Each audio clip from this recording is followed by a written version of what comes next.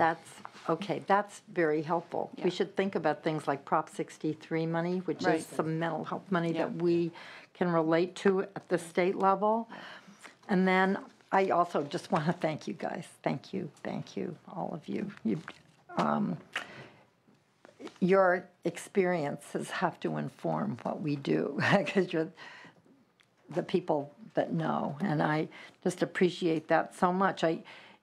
One of my big takeaways from today is the business about, in the end, it's all about relationships and somebody being a friend as opposed to whatever.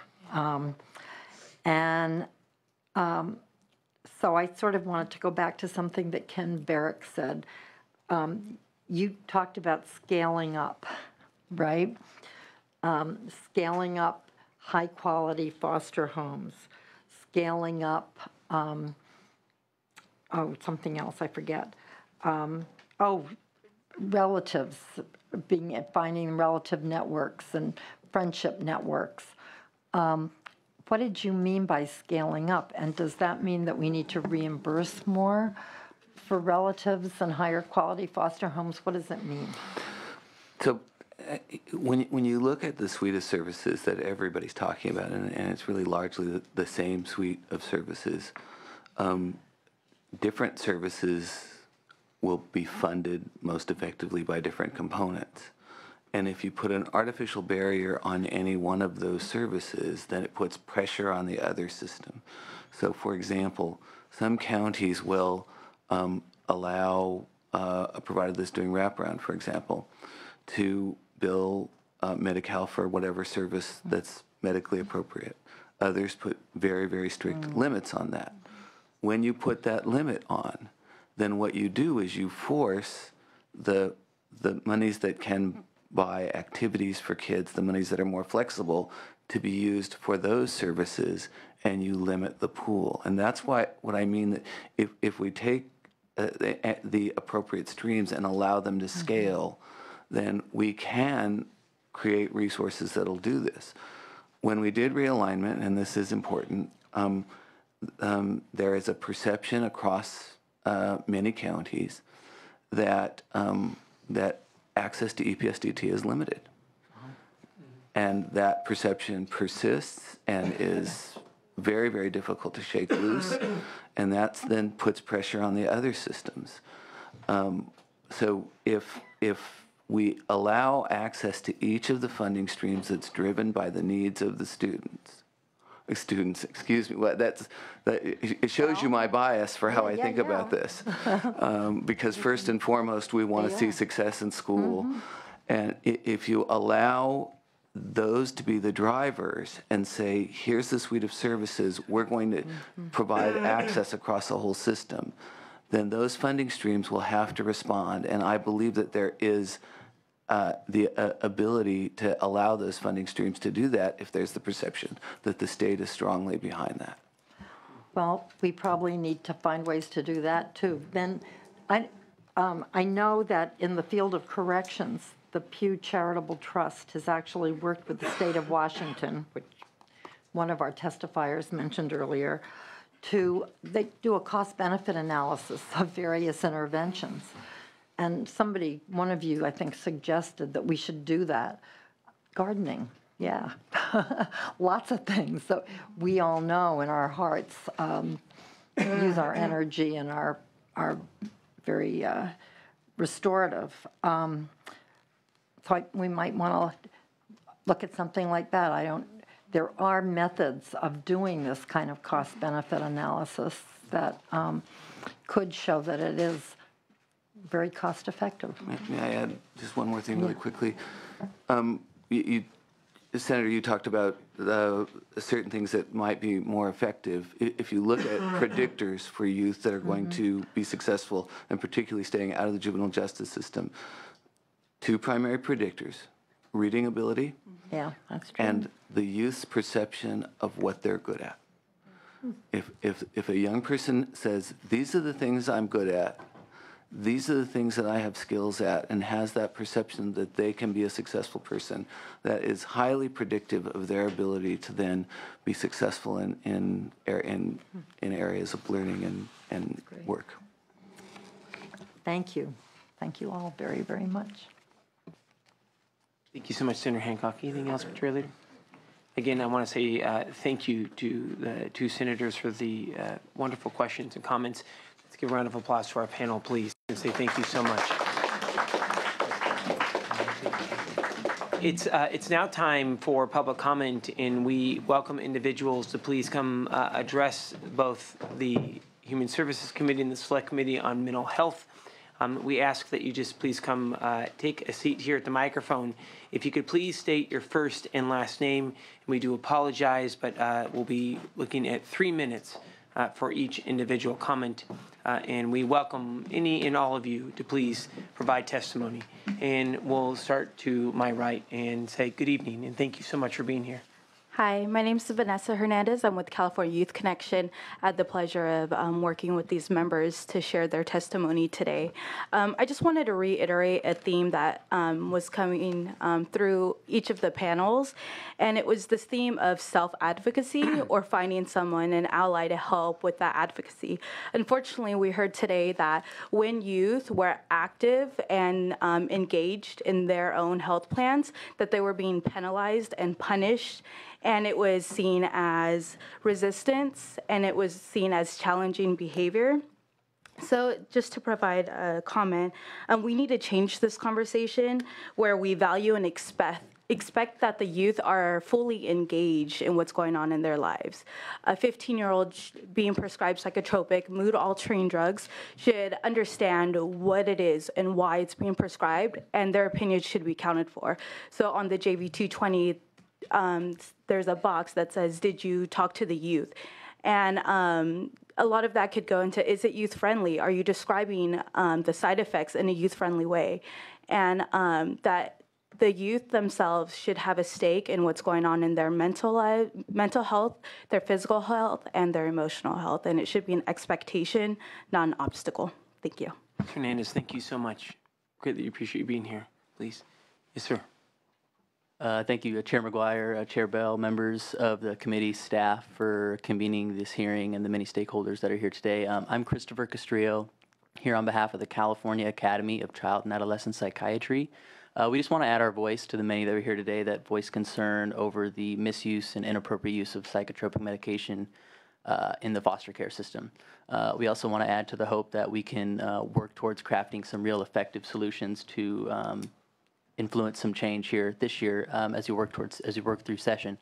Want to highlight something that a few different folks mentioned here today, and particularly the lack of continuity of care that foster youth receive as they move through the system, particularly as they move through different placements, and how that relates and essentially translates into polypharmacy, the inability for social workers, case managers to effectively understand and know a foster youth's prior medication history, their medical history, and how all that relates to crafting proper diagnoses and treatment plans for all foster youth.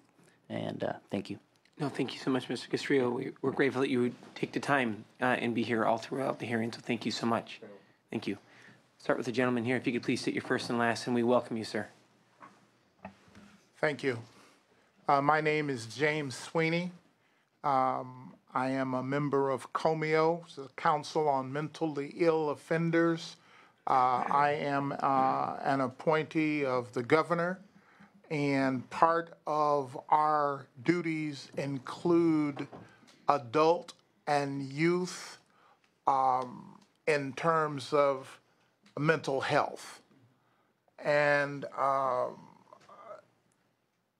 I would like to talk about collaborating so that perhaps the information that you have, the COMEO body may be able to get. We think what you're doing here is extraordinarily important. I do have to give a shout out to my senator, Ms. Hancock, and would like to also say that the legislation that is being authored by Holly Mitchell and Jim Bill is very, very important.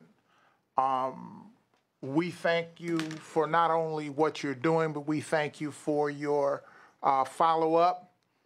And Chairman McGuire, your co-brother, you are able to make it live. We respect you, and we're glad that you guys are involved in making this happen. And since it was 3 minutes, and you put your red light on, Hey, there we go. that's we're not over and we're not out, but we're done for now. Hey, Mr. Sweeney, I just greatly appreciate your hard work, sir, and your dedication to this important issue. And it's really great to have you here. And thank you so much for your testimony today. It's good to see you. Good evening and welcome. If you can just please state your first and last name. Okay. My name is Sade Daniels. I'm a member of California Youth Connection, one of Senator Lonnie Hancock's interns, like one of my first jobs. By the way, she was glowing about you earlier and saying, where the heck is she? See, there we go. Am I right, Senator? I'm currently a service provider for a transitional housing program in Alameda County, and I do a lot of consultancy work with Youth Law Center and with Missy, which works with commercially sexually exploited children, and I'm a member of CYC as well. One of my earliest memories was actually being told that medication would assist in taking the edge off of how I felt about being in foster care and about the trauma that I had already experienced. Unfortunately, that wasn't the case, and I had a myriad of behavioral issues that came with the medication. In that time, I dropped out of school. I fought a lot more. I went through many more perils than what I had actually before I even entered foster care. It really stripped pieces of me. However, even in that time now, looking at it, with all of the hands and feet that's currently in the room, I probably have taken more pills than the number of fingers and toes here. However, I could recall during that 2-year period only having hugs that would cover one of my hands. So our affection towards our children is most certainly an important part of it. I think one of the things that bothers me most now is that as an adult and a service provider, I'm still coming in contact with youth who are over-medicated. And as an advocate, as well as a service provider, I don't know who to go to help and assist them with some of these issues. I think a lot of what we spoke about is, policy changes and organizational restructuring that we're trying to do, and it's important. Placement changes is important. However, I'm most interested in what exactly can be done now. If we know that the group homes are where our youth are mostly over-medicated, what changes or what reforms can we place sooner than later that would impact the education amongst group home staff, amongst group home providers, and what medications work, which don't? How can we decrease our numbers? And also for advocates like myself, when I come across youth who, it may be not, maybe because I'm not a doctor, maybe it isn't the case, but who it seems like medication is being abused, how can I say something about it? How can I advocate for this young person? So, I'm very much interested in this issue, but I truly hope that we can focus not only our efforts on what's to come later on, possibly even years, but also what can be done sooner than later, because as we continue this gap, these cracks in the system, they'll be more detrimental to our youth than helpful. Thank you so much. And we're really grateful that you're here. Ms. Hancock, hey, there we go.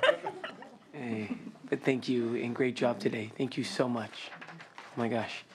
We'd like to be able to welcome you. If you could please give us your first and last name. And we also welcome anyone else that would like to be able to provide testimony today to please come forward. Hi, my name is Catherine Hickenbotham, and I'm just a taxpayer. This subject is kind of new to me, so everyone here, I was very much pleased to be educated by all the experts in the field. It was time well spent, but I do have 2 boys near and dear to my heart that are in foster care right now in a group home. And I was surprised, first of all, to see the mixing of foster youth with probation youth. I would think that the needs would be very much different between, even though they might display the similar behaviors, to have them cohabitating in the same home.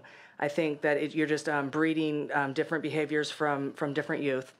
Secondly, I would like to say that by medicating one of them is 14 years old, just turned it, on Abilify, such a high psychotropic drug, I was shocked that they didn't try any different methods. And if we don't teach these children to have self-soothing behaviors, then we're just turning them into self-medicating adults. And so I'm totally against psychotropic drugs. And why would you take a child to a psychiatrist's office and not to the gym? You know what I mean? Why would you offer them a Abilify instead of a multivitamin? So that's what I have to say. That's my opinion. No, thank you. We're really happy that you came today and want to keep in touch. So please don't leave without us getting your information, and we'll let you know when the next hearing is as well. Thank you, Mr. McGuire. No, thank you. It's great to see you. Who else would like to be able to address the committees? We welcome you to please come forward.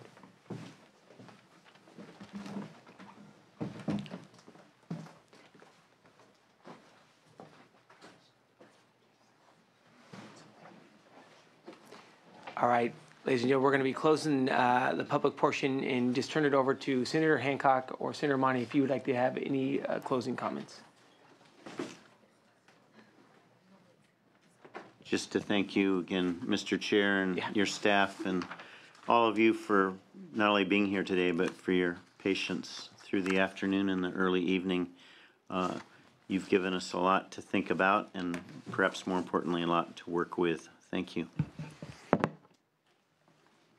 Couldn't have said it better myself. I hope we can work with the committee staff to think what some of the follow-up things, specific things we could do, either things that require policy change or that we could suggest to the budget committees that are going to be working in this area, because I do agree with the speaker who said we do pretty much know what we have to do. And the question is, how do we pick it up and carry it somewhere from this hearing? And I know you said there was going to be another hearing, and thank you very much, Senator McGuire, for your leadership on this. Absolutely. Really. No, thank you so much, Senator. Two of you have been doing this longer, and I'm very grateful. And thank you to the senators for taking so much time out of their busy schedule. I just want to say thank you to all of you for being here today. Special thanks to Sarah and Mariva and Kelly for helping get today's hearing organized. Absolutely give them a round of applause. Thank you. I did not introduce Republican consultant Joe. Thank you so much for being here today. It's good to see you, sir. And I always want to say thank you to our sergeants, both Mr. Barrett and Ms. Bedford as well, for being here today. Thank you so much. And to our panelists, just would like to be able to end it with this. There's been a lot of discussion about numbers today, but I think that we need to focus on the individual foster child. And what the numbers tell us is that we are not doing our job. And we must do better. And we can't wait for another decade, which is why I know the senators that are here today, along with this amazing staff team, and all of you are committed to move this issue forward. We heard about early and aftercare, access to data, ensuring that social services is providing that in a timely manner, access to mental and behavioral health rather than just the pill, ensuring that foster youth have the ability to access activities, coordination between mental health and child health care. The continuity of care is absolutely important. Curbing increases, incentives, for medical professionals, and ensuring that we have a strategy in this gap period between the time that continuum of care is implemented and group homes where we see the vast majority of the psychotropic medication being prescribed. And our commitment is this. We are going to stay on this issue, and we are going to need your help. And I think that you're going to see a series of pieces of legislation that will be advancing this year and next on this important issue. And we're going to need your advocacy and partnership to ensure that they're going to be passed. Because the bottom line is it's also going to take additional funding. And we have to be committed to that. We're either going to spend those dollars upstream or spend additional dollars when it's almost too late. And I think that we know that we need to focus upstream. Again, ladies and gentlemen, we're grateful. We're going to be following up. We will provide the information to all of the senators from the amazing Human Services team. We're grateful for your time, and we hope that you have safe travels home. And please keep in touch as we set our next hearing date. Thank you very much, ladies and gentlemen.